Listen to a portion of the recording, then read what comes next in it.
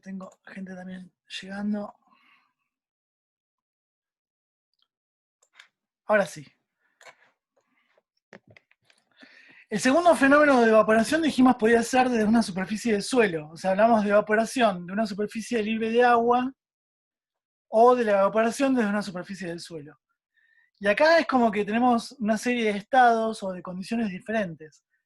No es lo mismo, digamos, un suelo que tenga gran contenido de agua que un suelo seco, digamos, que tenga poco contenido de agua. Entonces, en función de esto, de la cantidad de agua que contiene un suelo, se habla de tres estados. El estado 1 es el suelo cuando está completamente saturado, o sea, es un suelo, digamos, como de un humedal o inundado. Y en este caso, los principios de evaporación va a ser lo mismo que, o sea, son los mismos que funcionan para una superficie de agua, ¿sí? Es como que tenemos suelo con una capa de agua líquida encima. O sea, entonces, o sea, decimos que los factores que modifican eh, la tasa de evaporación del cuerpo de agua aplica para este tipo de suelo, para un suelo completamente saturado, ¿sí? Esto quiere decir que se incrementa con la temperatura, que con el viento también hay mayor tasa de evaporación, lo que vimos en la diapositiva pasada, ¿sí? Todo eso que aplicaba para un suelo, perdón, para una masa de agua líquida, aplicaría para un suelo completamente saturado. Una condición 2, o sea, un estado 2 o un estado intermedio, es cuando la capa superior del suelo, la que está en contacto con el aire, está algo seca, no está ya saturada, completamente llena de agua. Entonces la evaporación se va a producir desde las capas que están por debajo, ¿sí? Y para que se produzca la evaporación del agua que está debajo de esa superficie seca, es necesario que el agua ascienda por capilaridad, ¿sí? Entonces tenemos una movilización del agua desde la parte inferior, en el suelo, un ascenso por capilaridad, y ese agua que sube por capilaridad, cuando llega en contacto, cuando sube a la parte superior, ahí entra en contacto con el aire y se evapora. Luego, o sea, un estado de sequedad más avanzado es cuando sobre la superficie del suelo se genera una costra seca, digamos, que tiene un espesor. Esa costra protege a la humedad del suelo que está por debajo, y la evaporación de esa agua va a estar regida por los gradientes de temperatura dentro del suelo, por los cambios de temperatura que hayan en el suelo que está por debajo de esa costra seca de suelo, digamos. Y esto, o sea, acá, o sea, la evaporación no va a ser de manera lineal, ya que a medida que el suelo pierde humedad, el agua remanente será retenida con mayor fuerza, digamos. O sea, o sea, no es que tengo cierto contenido de agua, con el incremento de temperatura voy evaporando todo de manera lineal, sino que la última parte de humedad que queda en el suelo es más difícil de evaporar, así que ese sería el comportamiento no lineal, digamos.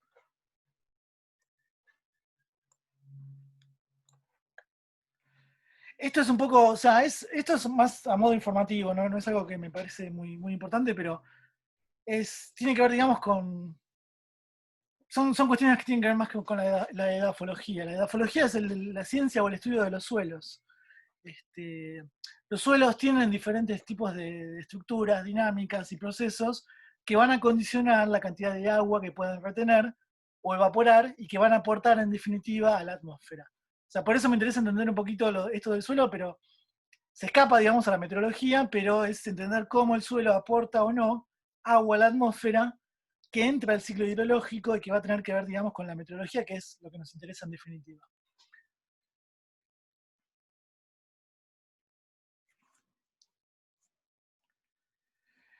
La capilaridad, digamos, es un fenómeno, es una de las características físicas del agua. O sea, esto un poquito lo hablamos en las primeras diapositivas, cuando hablamos de las propiedades del agua.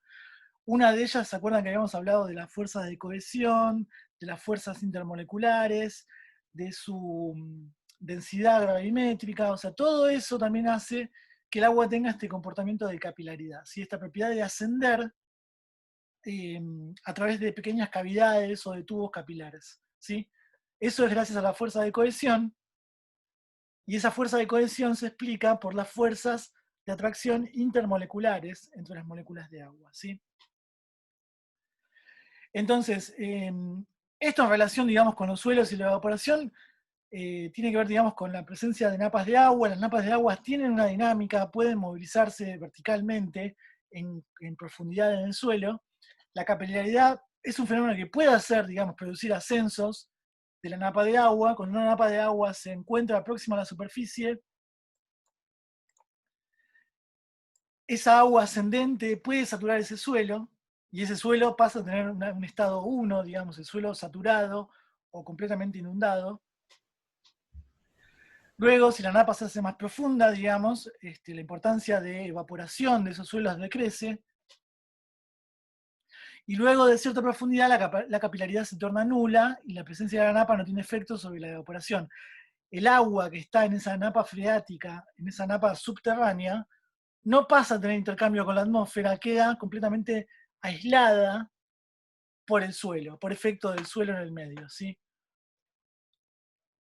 A ver qué, me están hablando por el chat, pero no tengo forma. Ahí está. Totalmente, sí. Sí, es el ejemplo que está dando Andrés es en los mallines, humedales o tierras, digamos, bajas. En esta época del año están saturados, o sea, es un estado 1, digamos, en muchos casos. De hecho, algunos vemos el agua, en otros no, pero bueno, si uno clava la pala, el agua está ahí. O sea, acá en el barrio donde vivo yo vivo a línea recta, es menos de una cuadra del río Chimehuín. Y afuera en la plaza clavas la pala y es media pala donde está el agua. Ahora bajó un poquito la napa. Pero esa agua sí está en contacto en esta época del año, sobre todo con la evaporación atmosférica, ¿sí? Pues asciende por capilaridad, aporta la humedad, o sea, uno a la mañana cuando hiela o, digamos, la condensación de humedad, parte está viniendo del aire contenido en la atmósfera y parte está viniendo por capilaridad desde abajo, digamos. Esa agua entra en contacto, entra en evaporación y contribuye, digamos, al vapor de agua en la atmósfera. Lo mismo con los mallines, ¿no? O sea, que el agua se ponga a disposición de la evaporación atmosférica o se quede entrampada en una napa muy profunda subterránea va a depender de ciertas características de los suelos, ¿sí? La textura y la composición del suelo van a jugar el rol, digamos, de qué agua ponen disponible para evaporación y qué agua queda, digamos, encapsulada en una napa freática. Esto es un poco lo que dice acá, ¿no? O sea, textura y composición son factores que modifican la capilaridad de los suelos, la capilaridad del agua en los suelos. La capilaridad del agua es superior en suelos de textura fina, donde los poros no son demasiado pequeños. En suelos arenosos, el ascenso por capilaridad se produce de manera rápida, pero la presencia de poros no capilares produce que este ascenso sea de baja altura, ¿sí?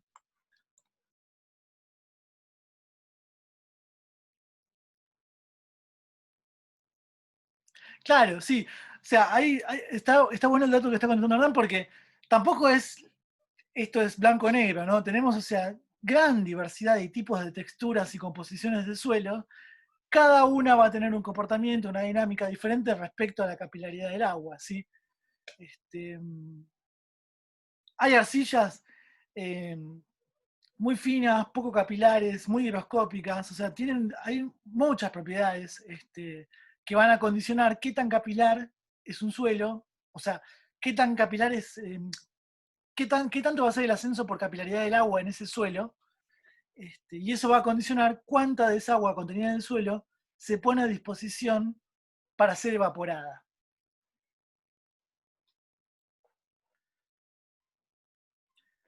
No quiero entrar mucho en el tema de los suelos porque no, como les decía, es indirecto, ¿no? O sea, es entender un poquito que la dinámica del agua que se evapora del suelo depende en gran parte de las características de ese suelo. Simplemente eso, entender.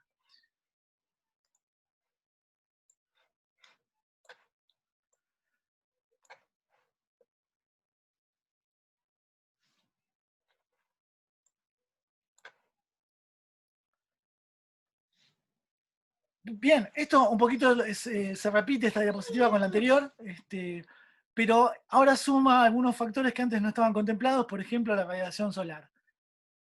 ¿Se acuerdan cuando hablamos de cuáles eran los factores que condicionaban la evaporación del agua y el pasaje a la atmósfera?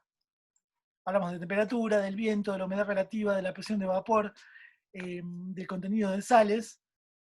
Otros son, por ejemplo, la radiación solar, pero la radiación solar está directamente relacionada con la temperatura, sea, mayor incidencia, mayor radiación solar me produce un incremento de la temperatura. Ese incremento de la temperatura me va a producir un incremento en la tasa de evaporación. Nada nuevo. Así que bueno, esta la paso porque en realidad ya esta diapositiva la vimos. La dejé incluida porque tiene, digamos, otra información, pero es más o menos lo que ya discutimos. Esos eran los factores que influyen en la evaporación. Luego, acá me interesaba hacer una distinción con cuáles eran, digamos, qué factores influyen en la evapotranspiración, digamos, en la combinación de la evaporación más la transpiración de la vegetación, ¿sí?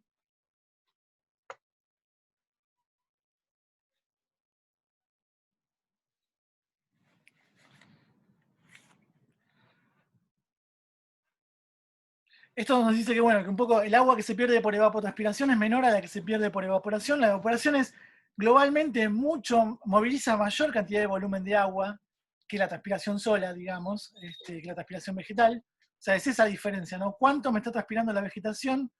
¿Cuánto me está evaporando de manera física sin intervención de los vegetales? Entonces, la transpiración vegetal es menor. Perdón, acá hay un error. El agua que se pierde por transpiración vegetal es menor que la que se pierde por evaporación, ¿sí? Pues si no estamos hablando de... Esto es está confuso, ¿no? Porque la evaporación, ¿se acuerdan que es un componente, contribuye a la evapotranspiración? Entonces, la evaporación, perdón, está dentro de la evapotranspiración. No puede ser mucho mayor porque está dentro, ¿sí? Eso hagan la corrección después en la diapositiva en la que tengan ustedes en su compu, en la que hayan descargado, o anótenlo para cuando vayan a estudiar esto. Esta diferencia, digamos, entre transpiración vegetal y evaporación hace que la transpiración vegetal sea menor, porque, bueno, el agua que debe ser transpirada por los vegetales está entrampada dentro de la célula, imaginan. O sea, entonces ya no está tan disponible para ser, digamos, puesta en forma de vapor en la atmósfera.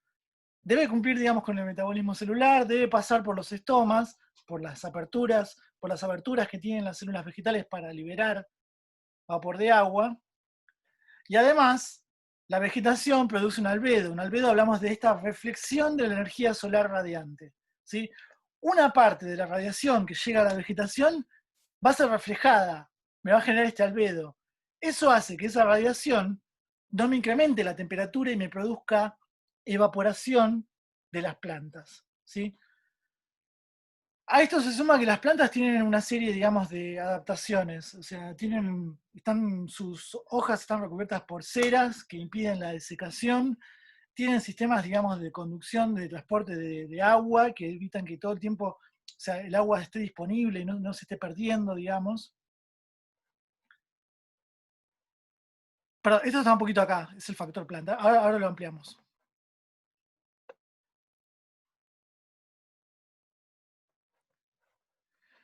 Hay una estimación de Newman de 1953 que dice que... Perdón, pero la verdad me olvidé qué significa albedo. Repito, albedo es como toda radiación incidente proveniente del Sol que es reflejada por una superficie, ¿sí? Entonces, ¿se acuerdan cuando hablamos de balance de radiación? Teníamos una parte de la radiación que se reflejaba por los cajetes polares, los océanos, el suelo, las nubes, todo eso de radiación que me está rebotando, que no ingresa, digamos, que no llega a la superficie del suelo, está siendo rebotado por un efecto de albedo. Albedo vamos a llamar, en términos genéricos, general, a ese reflejo, ese rebote de radiación, ¿sí?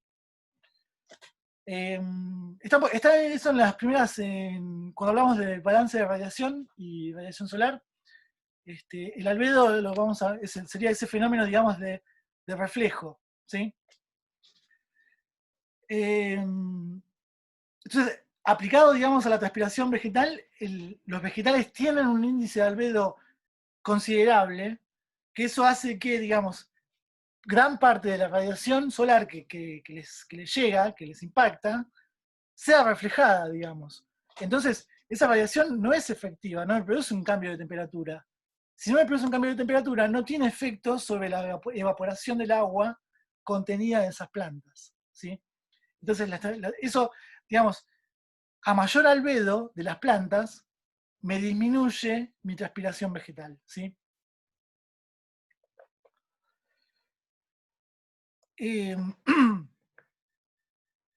Newman en el 53 estima que la pérdida por transpiración vegetal es el 75% de lo que se perdería por simple evaporación, ¿sí?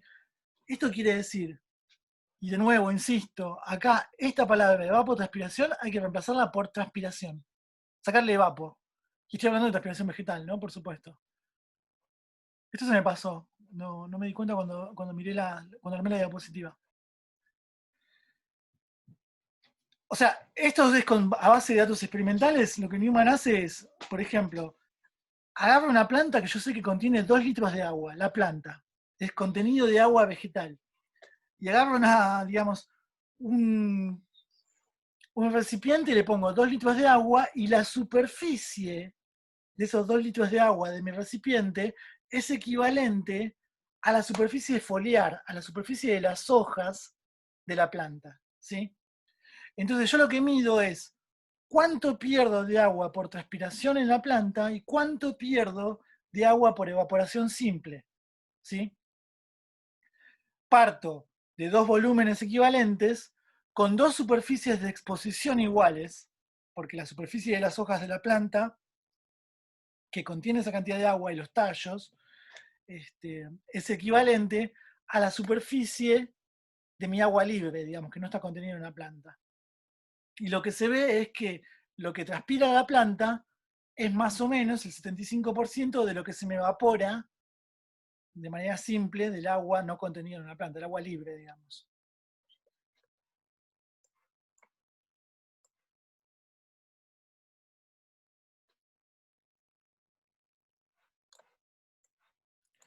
Bien, por supuesto, de nuevo, factores energéticos climáticos que eran los que condicionaban la evaporación, también me van a condicionar la evapotranspiración, digamos, la cantidad de radiación solar, las precipitaciones, el contenido de vapor en la atmósfera, o sea, estamos hablando de términos genéricos, ¿no? O sea, factor energético climático son los mismos factores que me condicionan la evaporación, me van a condicionar de manera directa también la transpiración y la evapotranspiración de manera global. Luego, el tipo de planta también influye en la velocidad del proceso de transpiración, ¿sí? Esto responde a que hay plantas que están muy adaptadas, por ejemplo, para la vida en el desierto y tienen la forma anatómica, fisiológica, metabólica de optimizar el uso del agua, ¿sí? Tienen poca agua disponible, la necesitan para hacer su metabolismo, para crecer y para reproducirse, para respirar, y van a necesitar entonces esa poca agua disponible optimizarla. ¿Cómo una planta hace para aprovechar poca agua disponible, optimizarla? Disminuir, por ejemplo, la superficie foliar, ¿sí? Un cactus. Un cactus, por ejemplo, no tiene hojas, pero al mismo tiempo necesita tener una superficie verde, fotosintética, para producir su glucosa y hacer fotosíntesis.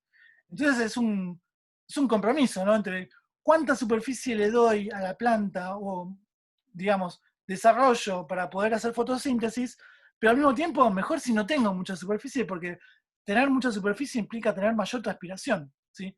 Tengo mayor cantidad de estomas, mayor cantidad de superficie por la cual el agua se me evapora y la pierdo o la transpiro. Entonces es un compromiso entre superficie efectiva fotosintética y no superficie o reducción, o no tener hojas, por ejemplo, para evitar pérdida de agua por transpiración.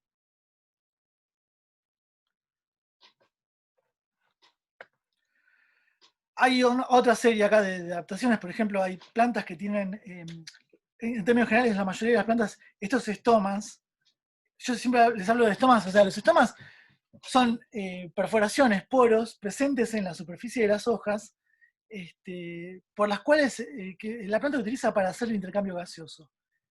La planta, a través de los estomas, va a tomar dióxido de carbono para fijarlo en el ciclo de Calvin, en la fotosíntesis. Va a liberar oxígeno producto de la fotosíntesis. Entonces libera oxígeno. Va a tomar oxígeno para la respiración, también por los estomas. va a liberar agua producto de la transpiración y del metabolismo a través de los estomas. Entonces, la puerta de entrada y de salida de cosas que están en la atmósfera a la planta es a través de los estomas. Las plantas están adaptadas para hacer, digamos, esta optimización del uso y pérdida de agua, tienen cierto número limitado de estomas. Hay plantas que, de nuevo, las que están adaptadas a la vida del desierto, para disminuir la pérdida de agua por estomas, tienen menor cantidad de estomas por unidad de superficie. No tienen todos un estoma al lado del otro, sino que tienen poquitos estomas separados, y con eso aseguran tener menor pérdida de agua. Además, estos estomas, yo no me olvidé de ponerles una foto de los estomas, la tienen que haber visto en alguna clase de biología. Es como una especie de, como una boquita, tiene dos labios, ¿sí? Cada labio, inferior y superior, son dos células, se llaman células guardianas. Esas células tienen la posibilidad de abrirse y de cerrarse. Entonces, es una puerta de entrada y salida que abre y cierra, ¿sí? Entonces, hay apertura y cierre de estomas, y eso me permite, digamos, regular cuando la planta intercambia gases, libera agua, cuando fija dióxido de carbono, cuando libera oxígeno, cuando toma oxígeno. O sea, es una forma, digamos, de regular el uso por apertura y cierre de los estomas.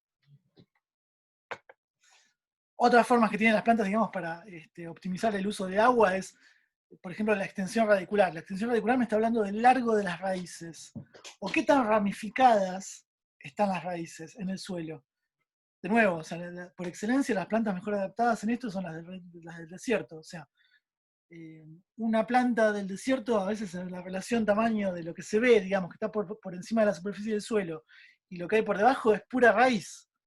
Pues justamente es un suelo que tiene una gran porosidad, una baja retención de agua, poca humedad en el suelo, son suelos arenosos, desérticos, y la forma de captar la mayor cantidad de agua posible es haciendo raíces bien desarrolladas, ¿sí?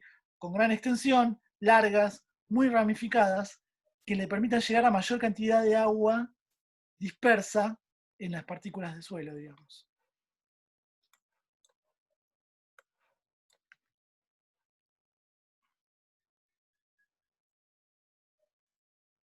Ahí está, buenísimo lo que está diciendo Hernán, sí.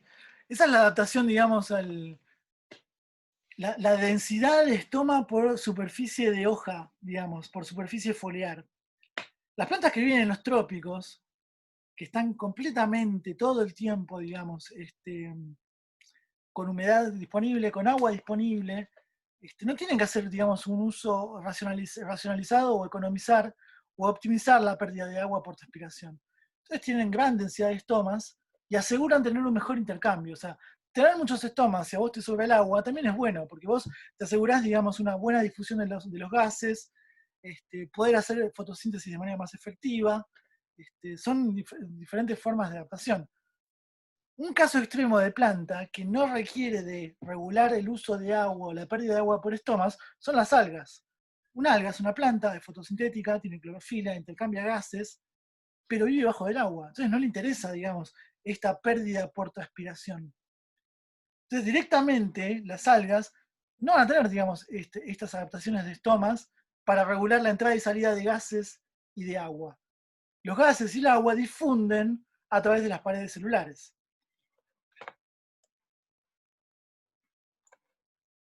No todas las algas igual, ¿eh? O sea, acá ahora entré en una duda. Debería averiguarlo.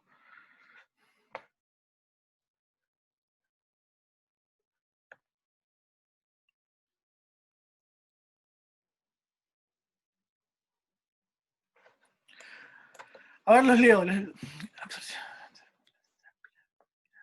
Absorban agua del suelo. Exacto, sí.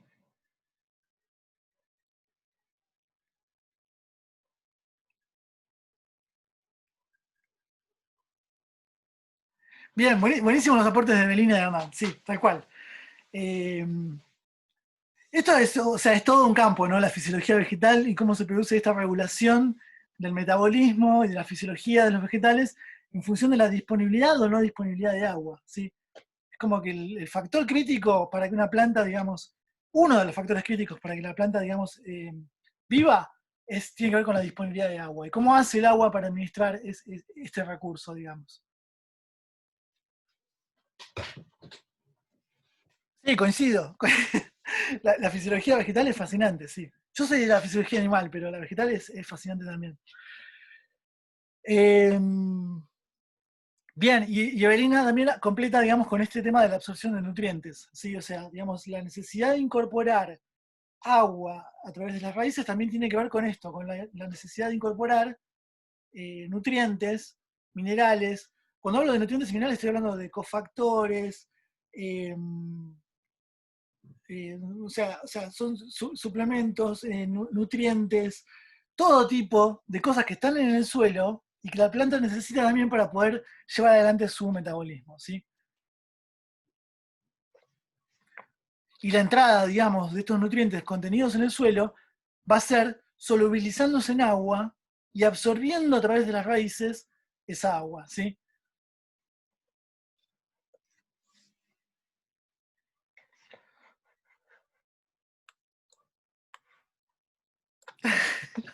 Buenísimo.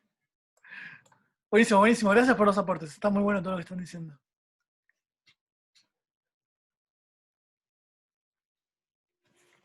Vieron que, o sea, como que la materia es meteorología, ¿no? Pero como que siempre, siempre estamos yendo para la biología. Vamos a volver a la meteorología.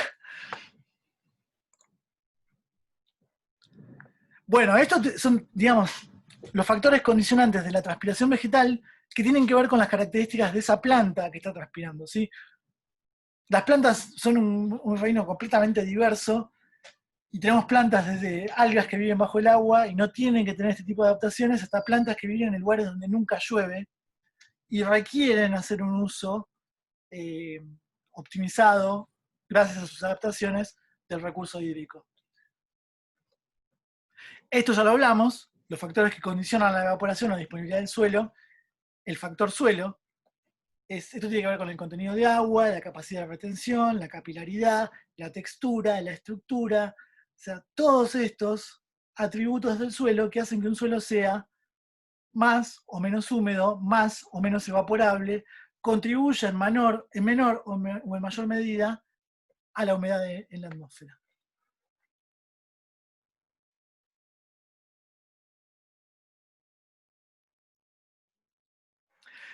Y esto a modo general, digamos, acá se ve la transpiración vegetal, la evaporación general, y cómo el agua está siendo evaporada desde cuerpos de agua, continentales, oceánicos, cómo hay agua en capas freáticas no disponible, que no es susceptible a ser evaporada, por lo menos en la parte continental, luego, si entra en contacto con masas de agua oceánica, ahí serán, digamos, evaporadas.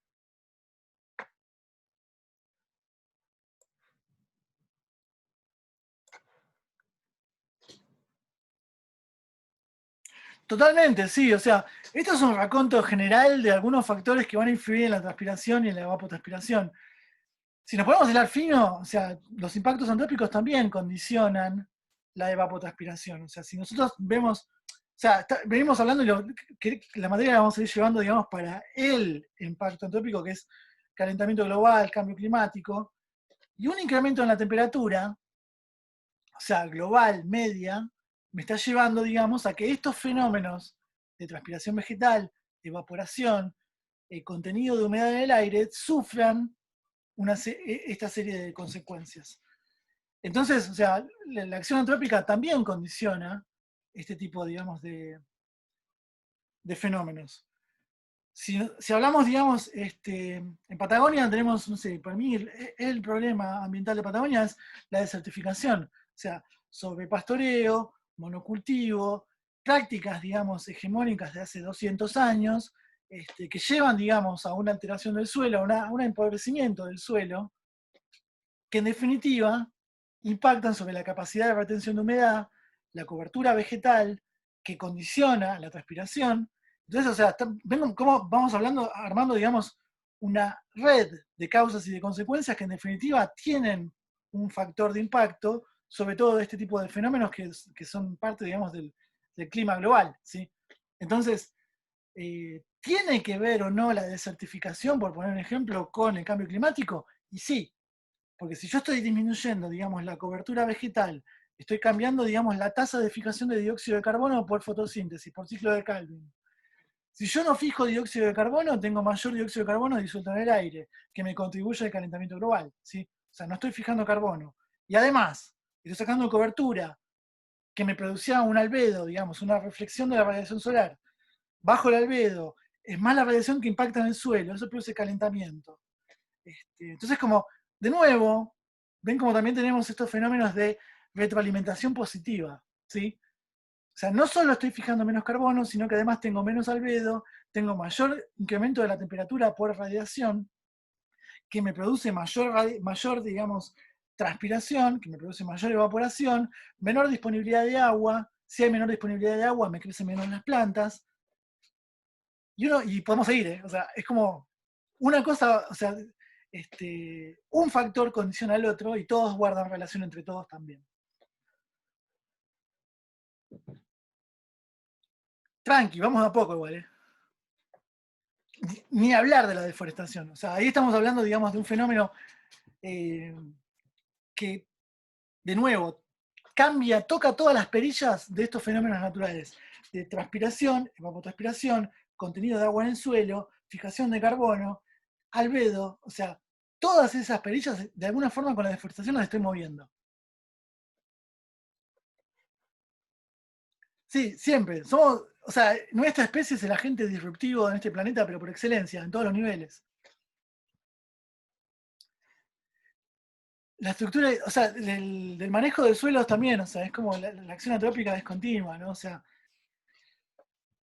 o sea, ya desde cultivar cientos de miles de hectáreas con una planta que no es, digamos, hacer un monocultivo, tiene su impacto. O sea, ojo, yo no estoy en contra de cultivar, digamos, o sea, de la apicultura, no es esa la argumentación.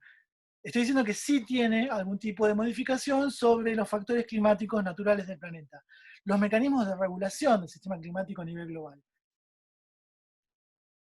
También entiendo que, o sea, es necesario sostener la alimentación de este planeta. O sea, entonces como que, bueno, o sea, es la opción que se ha desarrollado. A lo mejor hay que buscar otras alternativas quizás, o sea, no sea el monocultivo extensivo, tal cual, a lo mejor hay que pensar en otro tipo, digamos, de otra matriz productiva, digamos, u otras soluciones.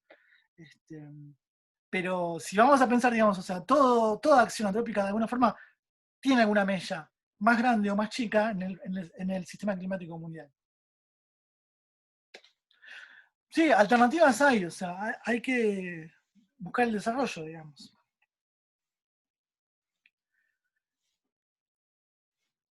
Totalmente, totalmente. De esto que estamos hablando, ya les adelanto, porque todavía no le puse fecha, pero estoy contactando a un amigo, colega que es ingeniero agrónomo, está haciendo su maestría en sustentabilidad y agroecología, y lo quería invitar un día, así como le invité a mi hermano, que también nos cuente algo, que guarde relación con esto que estamos hablando, ¿no? O sea, a ver si, también, o sea, como para que él también desarrolle estas ideas que, o sea, yo toco de oído acá, o sea, no es algo que me falta lectura. Así que ya con esto les adelanto el próximo invitado, no le puse fecha, pero ya me adelantó que se prende. Y él trabaja, digamos, con estas cuestiones de sustentabilidad, agroecología. O sea, tiene que ver y no tiene que ver con la materia. O sea, hoy, con esto que estamos charlando, claramente tiene que ver con la materia. Así que podemos darle esta vuelta de tuerca y ver la forma de vincular esta parte que estamos viendo, del uso del recurso hídrico respecto al modelo de producción. Chicos, chicas, quedan menos de 2 minutos. Menos de 1 minuto, malísimo. Venimos atrasados con esta clase, pero venimos motivados. O sea, yo estoy contento porque va bien. Le estamos dando el nivel de desarrollo que tenía ganas de darle. Nos reencontramos entonces, la próxima clase va a ser el miércoles a las 5. Sí, el problema es alimentar a tantas personas del mundo, definitivamente. Vamos a volver a tocar este tema, lo dejamos acá y volvemos a seguir discutiéndolo. Tengan buen fin de semana y tengan sobre todo el lunes un excelente día del estudiante. cruzo los dedos, no entren en fase 1, por favor, se los pido. Así se quieren ir a tomar la... Sí, ayer fue el del profe, sí, sí, gracias por los saludos. No, sí, sí, descansen el fin de semana, celebren respetando protocolos el lunes, el Día del Estudiante. Así que bueno, feliz día. Y bueno, sí, estén atentos a las noticias. No reuniones, o hasta 10, respetando distanciamiento. Bueno, buen fin de che, gracias por estar en la clase. Después ahora en un ratito subo las clases a YouTube, así ya quedan el fin de semana encargadas. Gracias, nos vemos, buen fin de semana. Chau, chau, nos vemos.